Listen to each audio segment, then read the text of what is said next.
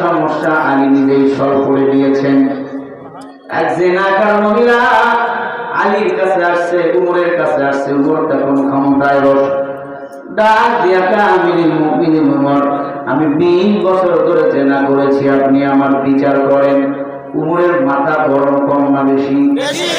কথার আগে তরবারি চলে উমরের। ডাক দিয়া আসলাম, তরবারিটা দে, এখন এই জিনাকারের মহিলার কল্লাটা আলাদা করে দেই। কারণ কি, 20 বছর ধরে জিনা করেছে এই মহিলা, তরবারি বাহির করেছে, কল্লায় কোপ মারবে। কোন সময় আলী ডাক দিয়া কয়, দাঁড়া দাঁড়া, মহিলা 20 বছর ধরে জিনা করেছে, মহিলার পেটটা বুঝি উঁচু দেখা যায়। মহিলাকে যদি কোপ মাইরা কল্লাটা আলাদা করে দাও, মহিলা অন্যায় করেছে, মহিলার পেটের বাচ্চা কিন্তু অন্যায় করে নাই। খবরদার খবরদার, একজন অন্যায় করেছে, একজনের বিচার করো। দুইজনের বিচার তোমাকে কেমনে ইসলাম করতে দিল বলো?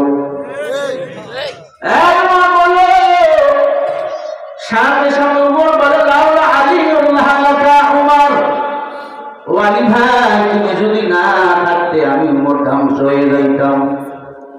আমি উমর জান্নাতের টিকিট পেয়েছি মাওলার সন্তুষ্টি অর্জন করার কারণে। রাদিয়াল্লাহু তাআলা আনহুম ওয়া রাদু আন, সাহাবায়ে কেরাম আল্লাহর প্রতি সন্তুষ্ট, আমার আল্লাহ তাদের প্রতি সন্তুষ্ট, বলেন সুবহানাল্লাহ। আলী ডাক দিয়া কয়, উমর তুমি জানো না আমার নবী আমার ব্যাপারে কি বলেছে? কি বলেছে? বলে, আনা মাদিনাতুল ইলমি ওয়া আলী ইমামুহা, আমি নবী হলাম ইলমে দ্বীনের শহর, আর ইলমে দ্বীনের শহরের দরওয়াজা হলেন আমার আলী।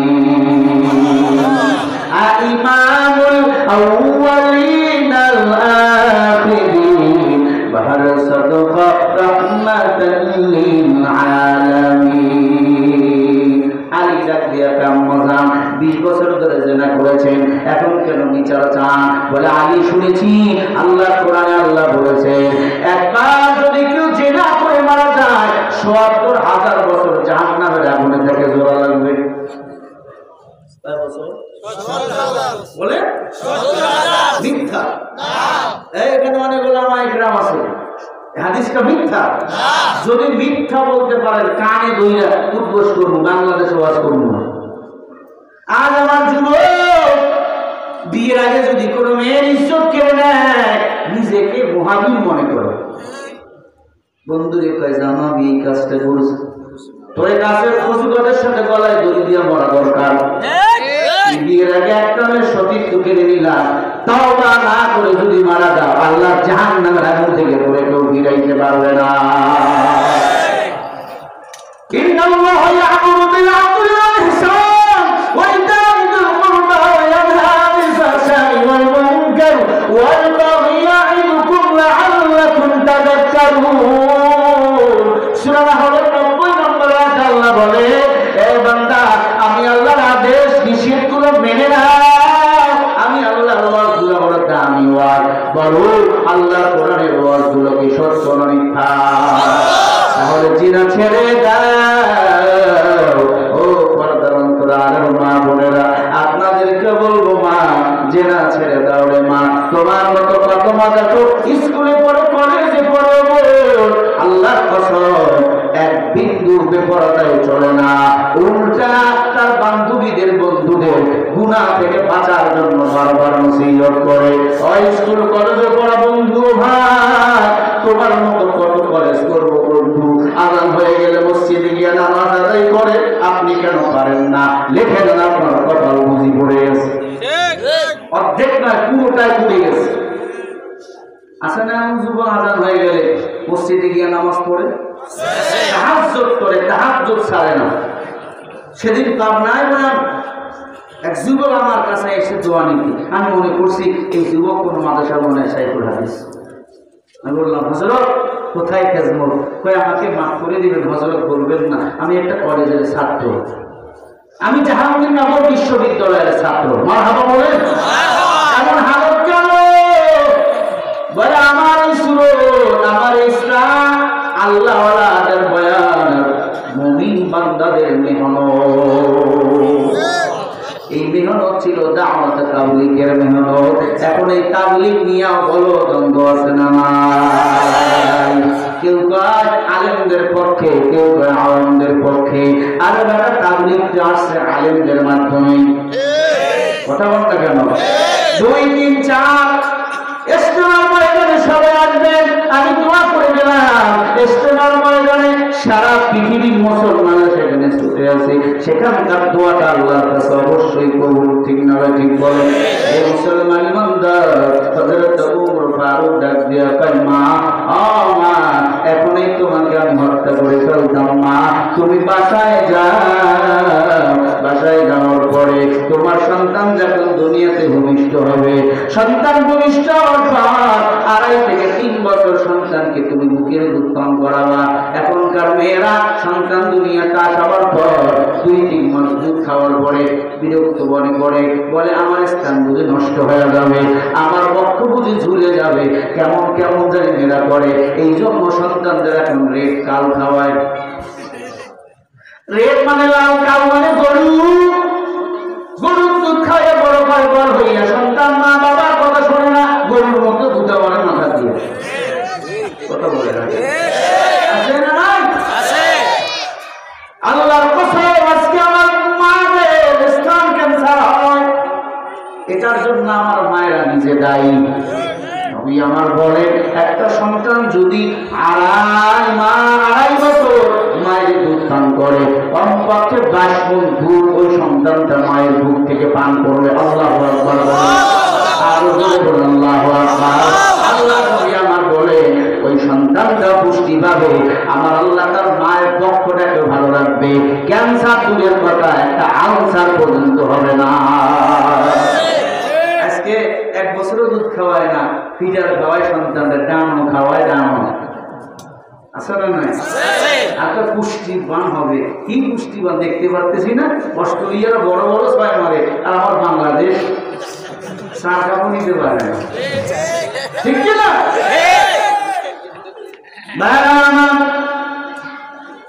হযরত ওমর একটা মেসেজ দিলেন, মা বাসায় চলে যাও রে মা।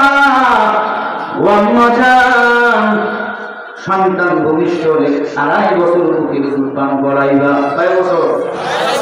আপনারা কয় বছর করাইবেন? স্ত্রীদের এটা বয়ানটা শোনাইবেন যে হযরত ওমর এই কথা বলে মহিলাকে বিদায় করে দিলেন। 2.5 বছর পর আপনি আবার আসবেন, এরপরে আপনাকে হত্যা করা হবে।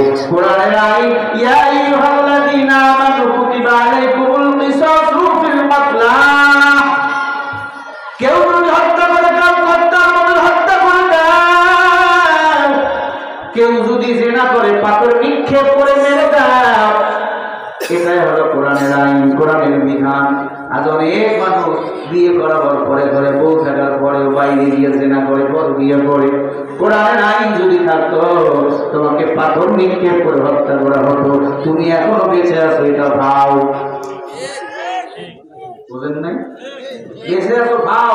আজকে বাড়ি গিয়ে তওবা করবেন, কান্দুইরা কান্দুইরা আস্তাগফিরুল্লাহাল্লাযী ওয়া আতুবু ইলাইহি লা হাওলা ওয়ালা কুওয়াতা ইল্লা বিল্লাহিল আলিয়্যিল আযীম। বেশি বেশি ইস্তিগফার করে খাস তওবা করবেন, আমার আল্লাহ আপনাকে ক্ষমা করে দিবেন। সুবহানাল্লাহ। আরো জোরে বলেন সুবহানাল্লাহ। বিরক্ত হইতেছেন? না। মহিলা বাসায় চলে গেল। 2.5 বছর পর উমরের দরবারে মহিলা চলে আসছে। উমর, আপনি আমার বিচার করেন। উমর সাহাবায়ে কেরামদেরকে ডাক দিয়ে বলে, তাবেঈনদেরকে ডাক দিয়ে বলে, তোমরা একটা গর্ত করো, মহিলাটাকে পাথর মারো। কারণ এই মহিলা জিনাকার। কয় বছর জিনা করেছে? 20 বছর। বলো 20 বছর। সবাই পাথর নিয়ে রেডি, মহিলাকে পাথর মারবে। যেই বাচ্চাটা পেটে ছিল, একটা কন্যা সন্তান হয়েছে। উমরকে ডাক দিয়ে বলে, আমিরুল মুমিনিন উমর, আমি জানি আমার নবী তোমার ব্যাপারে বলেছেন, লাউ কানা বাদি নবিয়্যিন লাকানা উমর। আল্লাহ যদি আমার নবীর পরে নতুন নবী কাউকে বানাইতো, তুমি উমর হইতা নতুন নবী। মারহাবা বলেন। ছোট্ট বাচ্চার কথা শুনে উমর অবাক।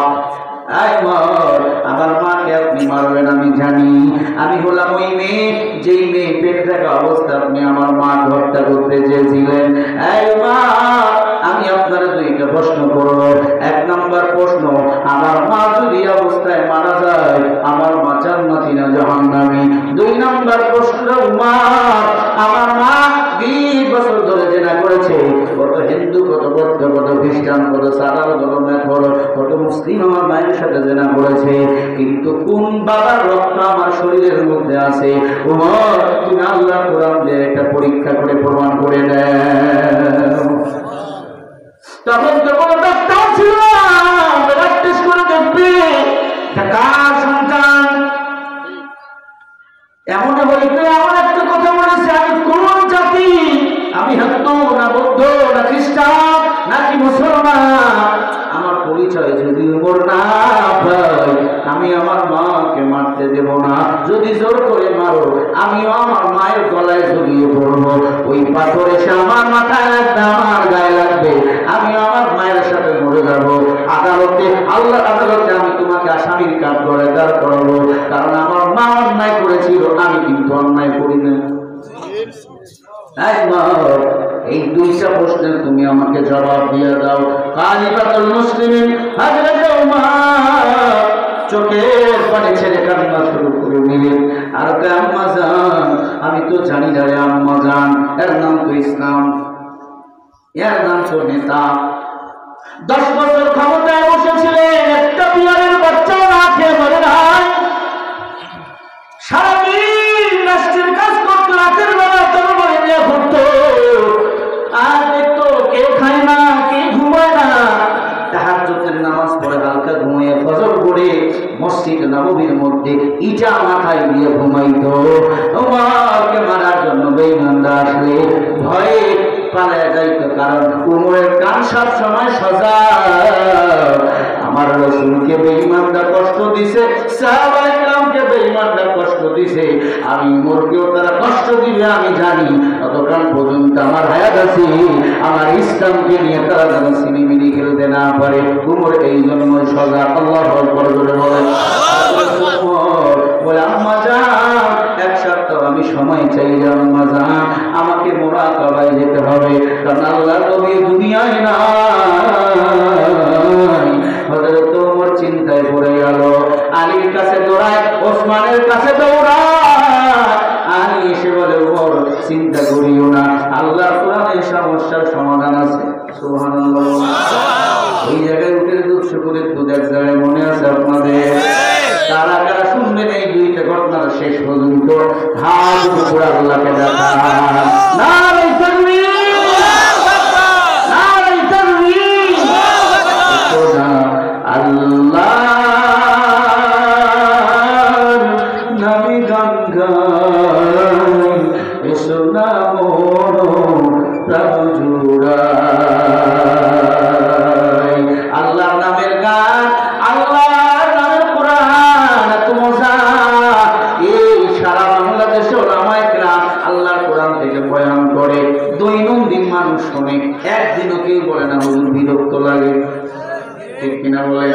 আল্লাহ কোরআনের এই মাদ্রাসা, এই মাদ্রাসাটা কিয়ামত পর্যন্ত চালু থাক। আপনারা কি চান বাবা? কারা কারা চান? আর একটু হাত উঁচু করে দেখান। নারে তাকবীর। আমি মুসাফির, লম্বা সফর করে এসেছি। একটা মানুষ মাথা লড়াবেন না, একটা মানুষ উঠবেন না। বড় কথা হলো এই মাসের 10 তারিখে আমি উমরা করে ফিরে এসেছি। আল্লাহর ঘর বাইতুল্লাহ, আল্লাহর বারখানায় কাবা গিলাফ করে আমি দোয়া করেছি আপনাদের জন্য। বলবেন হুজুর কেমনে আমার জন্য দোয়া করলেন? আমি বলেছি, আল্লাহ যত মাফি করেছি করব, সবাইকে তুমি মাফ করে দাও। যারা এসে আমার কাছে দোয়া চাবে, আমি আল্লাহ তাদের জন্য দোয়া করব, তাদের মনের আশা তুমি পুরো করে নাও। নবী আমার বলেন, আল্লাহর ঘর বাইতুল্লাহ যারা জিয়ারত করে ফিরে আসে 40 দিন বিনা দরখাস্তে তাদের দোয়া কবুল হয়। আরো জোরে বলেন। আমি আপনাদের সালাম দাও নবীজি রওজা মুবারকে পৌঁছে দিয়েছি। কেমনে? বলেছে, আল্লাহ আমি যত প্রোগ্রাম করেছি এবং করব, বাংলাদেশের সব মুসলমানের সালাম আমি তাদের পক্ষ থেকে আমার রাসূলের রওজা মুবারকে পৌঁছে দিলাম। এটার হাকিকত কি জানেন? ইমাম বুখারী বলে, আল্লাহ নবী আমার বলে, যারা আমার রাসূলের রওজা মুবারকে এসে সালাম দেয়, আমি রাসূলের তাকে সুপারিশ করা হাসরের ময়দানে আমার জন্য ওয়াজিব হয়ে যাবে। সুবহানাল্লাহ বলে হাসরের ময়দানটা হয়ে যাবে তামাম সোহাগ কথার উপর ওই দিন কেউ কাউকে চিনবে না। হ্যাঁ যুবক, ওই দিন আমার রাসূল যদি আপনাকে সুপারিশ করার জন্য নিজেই রেডি হয়ে যায়, বলেন তো আপনার আমার কোনো টেনশন আছে বাবা? আছে নাকি টেনশন? আমি আল্লাহর ঘর বাইতুল্লাহর গিলাফ করে আপনাদের জন্য দোয়া করেছি।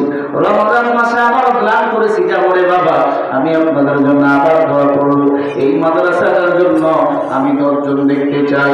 10 জন কেন? আশারায়ে মুবাশশারা 10 জন সাহাবা এই দুনিয়া থেকে জান্নাতের সুসংবাদ পেয়েছে। আমি তাদের নামে 10 জন দেখতে চাই।